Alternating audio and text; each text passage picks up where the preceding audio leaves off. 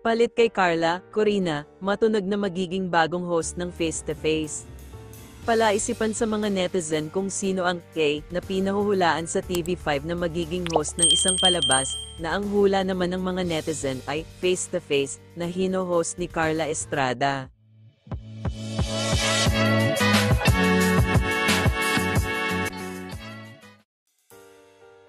Matatanda ang nagbalik ang Face to Face noong ika-1 ng Mayo taong 2023 dahil sa sinasabing insisted public demand. Ang mga naunang hosts nito ay sina Amy Perez at Jelly de Belen.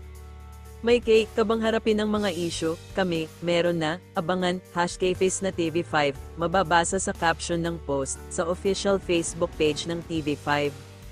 Sa art card na pinahuhulaan ay makikita ang silhouette ng isang babaeng mahihinuhang may mahabang buhok, na ipinagpalagay ng mga netizen na si broadcast journalist Corina Sanchez. Si Corina ay halos napapanood sa iba't ibang TV network matapos niyang lisanin ang kanyang dating home network, ang ABS-CBN. Nagkakaisa ang mga netizen na si Corina nga ang pinahuhulaan, batay sa mga pangalang pinalulutang nila sa comment section.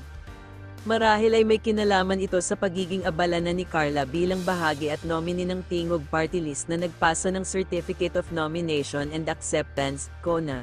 Kamakailan para sa 2025 midterm elections, si Carla rin ang nagsisilbing Director for Community Engagements ng nabanggit na partido.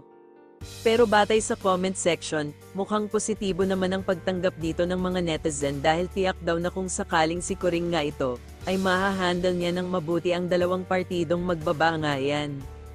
Corina na ang bagong host ng Face to Face, exciting, go congratulations inyo, ay mukhang mas okay kung si Corina nga hehehe. Veteran broadcaster Corina Sanchez the takeover as the host of Face to Face on TV5, wala pang kumpirmasyon mula mismo kina Carla, Corina, o mula mismo sa pamunuan ng TV5 tungkol dito.